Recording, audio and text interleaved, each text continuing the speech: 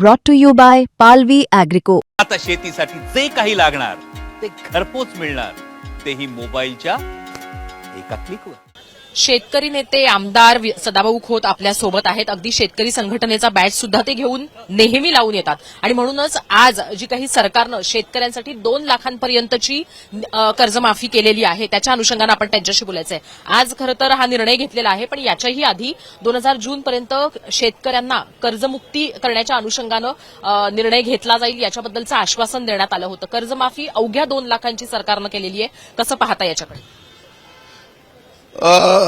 देवाभाऊंचं मी पहिल्यांदा मनापासून स्वागत आणि अभिनंदन करतो, धन्यवाद देतो सर. कारण महाराष्ट्राच्या इतिहासामध्ये ते 2 वेळा मुख्यमंत्री झाले, दोन्ही वेळा शेतकऱ्याच्या पाठीशी ते कणखरपणानं उभा राहिले. पहिल्या मुख्यमंत्रीपदाच्या काळात 1.5 लाखापर्यंत शेतकऱ्यांना कर्जमुक्ती दिली आणि आता दुसऱ्या मुख्यमंत्रीपदाच्या काळामध्ये त्यांनी शेतकऱ्यांना 2 लाख रुपयेपर्यंतची या ठिकाणी पुण्यश्लोक अहिल्यादेवी होळकर कर्जमाफी योजनेच्या माध्यमातून देण्याचा निर्णय घेतला. नियमित कर्ज भरणाऱ्या शेतकऱ्यांना 50,000 दिलं जाणार आहे आणि कोरडभाऊ शेतकरी, अल्पभूधारक शेतकरी हा 100% कर्जमुक्त होणार आहे. आणि आज महाराष्ट्रामध्ये ज्या आत्महत्या होत आहेत ते कोरडभाऊ पट्ट्यातला शेतकरी करत आहे, अल्पभूधारक शेतकरी आत्महत्या करत आहे. आणि म्हणून निश्चितपणानं शेतकऱ्यांना एक दिलासा देण्याचं काम, आधार देण्याचं काम या कर्जमाफीच्या योजनेतून झालेलं आहे. दिलेल्या शब्दाला जागणारा आणि दिलेला शब्द पाळणारा हा देवाभाऊ आज महाराष्ट्रातल्या शेतकऱ्याच्या समोर खऱ्या अर्थानं शेतकऱ्यांचा भाऊ म्हणून उभा राहिल्याचं दिसून येत आहे. तुम्ही म्हणताय त्याप्रमाणे की देवाभाऊ शेतकऱ्यांचा भाऊ म्हणून उभं राहिल्याचं पाहायला मिळतंय, पण किती शेतकऱ्यांना याचा लाभ मिळणार आहे आणि त्याचबरोबर किती रुपये याच्यासाठी निधी राखीव ठेवण्यात आलेला आहे किंवा निधी मंजूर करण्यात आलेला आहे याच्याबद्दलची माहिती नाही. त्यामुळे हे एक प्रकारे संभ्रमच आहे शेतकऱ्यांसाठी सुद्धा आणि एकूणातच पुढे या अर्थसंकल्पाच्या दृष्टीनं सुद्धा. काय महाराष्ट्रातल्या 13 कोटी जनतेला आणि 1.5 कोटी शेतकऱ्याला दिलेला हा शब्द आहे आणि तो सभागृहातनं दिलेला शब्द आहे. आणि म्हणून मला वाटतं की आकड्याच्या खेळात न जाता आम्हाने शेतकऱ्यांच्यासाठी काय करायचं, एकंदरीत शेतकऱ्यांना किती कर्जमुक्ती द्यावी लागेल ती विकास सोसायटीची माहिती संकलित सहकार विभागाकडे होईल, कोऑपरेटिव्ह बँकेची होईल, नॅशनलाइज बँकेची होईल आणि तो आकडा फायनल होईल. काही त्याच्यामध्ये फार मोठं एक काहीतरी अपूर्णत्व आहे हे म्हणण्यात काही अर्थ नाही. परंतु बळीराजा पानंद रस्ता योजनेसारखी सुद्धा की जी शेतकऱ्यांना शेतमाल बाहेर काढायला रस्तेच नव्हते, पण ही योजना खऱ्या अर्थानं सुरू केली.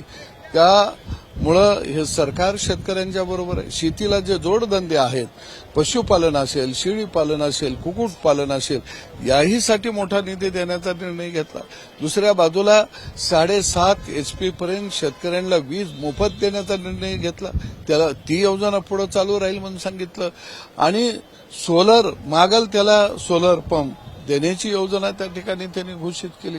म्हणजे अनेक योजना खऱ्या अर्थानं शेतकऱ्याला देऊन हे सरकार शेतकऱ्यांच्या बरोबर आहे, शेतकऱ्यांचा कणा म्हणून काम करत आहे, हे यातून स्पष्ट झालेलं आहे. सदाभाऊ, तुम्ही पण हे जाणता ते म्हणजे शेतकऱ्यासमोर फक्त ह्याच गोष्टींचं आव्हान नाहीये, त्यांच्यासमोर बियाण्याचं आव्हान आहे. फसवणूक होते बियाण्यांच्या माध्यमातून, खतांच्या माध्यमातून, रासायनिक जी काही फवारणी केली जाते त्याच्या माध्यमातून. या संदर्भात कुठलीही तरतूद या बजेटमध्ये केलेली नाहीये.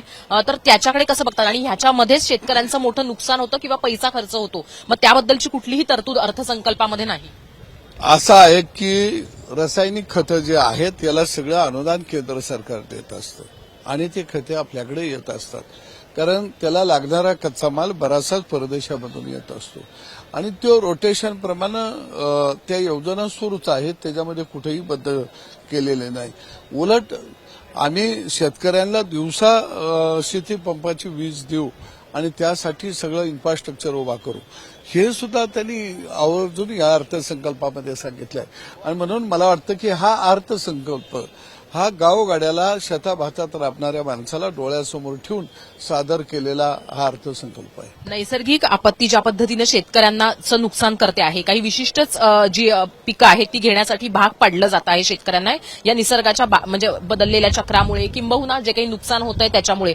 तर हे शेतीसमोरचं एक मोठं आणि नवीन आव्हान आहे असं पाहिलं जात आहे. पण त्या संदर्भामधला विचार हा या अर्थसंकल्पामध्ये झाल्याचं पाहायला मिळत नाही. अगदी काल आर्थिक पाहणी अहवालामध्ये सुद्धा याच्याबद्दलचे उल्लेख आले होते की कसं मका आणि जे काही ऊस आहे तसेच पिकं घेतली जातात, तृणधान्य कडधान्य या गोष्टी घेतल्या जात नाही. मग हे एक नवीन कृषी क्षेत्रासमोरचं आव्हान आहे, ते सॉल्व्ह करण्यासाठी कुठलंही तरतूद या अर्थसंकल्पात पाहायला मिळत नाही. एक आहे की संकटाच्या काळामध्ये सरकार यापूर्वी उभा राहिलेले, पुढच्या काळामध्येही उभा राहील.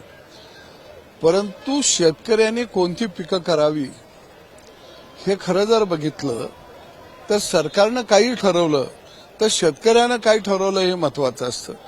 ज्याला भाव ते शेतकरी पेरत असतो, मागणी तसा पुरवठा असतो. आणि म्हणून मला वाटतं की एका बाजूला आज ऊस शेती ही किमान कमी कष्टामध्ये किमान शाश्वत भाव मिळतो म्हणून शेतकरी मोठ्या प्रमाणामध्ये ऊसाकडे वळत असतो. बाकीच्या शेतीमध्ये बाजारपेठेमध्ये आवक किती आहे, गरज किती आहे याच्यावरती त्याचा बाजारभाव ठरत असतात, आयात निर्यातीवरती बाजारभाव ठरत असतात. आणि म्हणून पाणी आलं की शेतकरी पहिल्यांदा बागायत पिकाकडे नंती पिकाकडे वळत असतो. परंतु आयात निर्यातीचं धोरण हे आपल्याला किमान 5 वर्षाचं तयार करावं लागेल आणि सांगावं लागेल की आयात निर्यातीचं कांद्या बाबतीतलं धोरण आमचं 5 वर्षासाठी आहे, फळ पिकांच्यासाठी आहे, कडधान्यासाठी आहे. आणि मग एकदा ते शेतकऱ्याला जर समजलं तर निश्चितपणानं पिकाच्या पद्धतीमध्ये जमिनीचे प्रतीनुसार शेतकरी पिकं घ्यायला लागेल. 7-12 शेतकऱ्याचा कोरा होईल का या सरकारच्या कालावधीमध्ये? तुम्हाला अशी अपेक्षा वाटते आहे का की सरकारच्या समोर तिजोरीचं जे काही आव्हान आहे त्यामुळे या सगळ्या गोष्टी होणं कठीण पाहायला वाटतंय? काय आहे की कोणतंही राज्य जर बघितलं देशातलं तर राज्याचं बजेट आणि विकासात्मक कामावर खर्च होत असलेला निधी या सगळ्याचा जर आपण आढावा घेतला तर राज्य सरकार हे काही मर्यादापर्यंत कर्जमाफी देऊ शकतं. म्हणून पहिल्यांदा 1.5 लाख दिली, महाविकास आघाडी सरकारच्या काळामध्ये 2च दिलेली होती. आणि ज्या शेतकऱ्यांनी नियमित कर्ज भरलं त्याला 50,000 देतो म्हणले, त्यांना दिलंच नव्हतं त्यांनी. आणि म्हणून मला वाटतं अल्पभूधारक शेतकरी, कोरडभाऊ शेतकरी याला मिळालेला हा मोठा दिलासा आहे आणि त्याची संख्या महाराष्ट्रामध्ये मोठी आहे. म्हणजे तुम्ही समाधानी आहात आणि शेतकऱ्यांच्या आत्महत्या होणार नाहीत असा विश्वास आहे तुम्हाला? निश्चितपणानं सरकारनं एक मोठा दिलासा, मोठा हातभार शेतकऱ्याच्या प्रपंचाला लावलेला आहे. कॅमेरामॅन सचिन सावंतसह मी हर्षदा परब, मुंबई तकसाठी.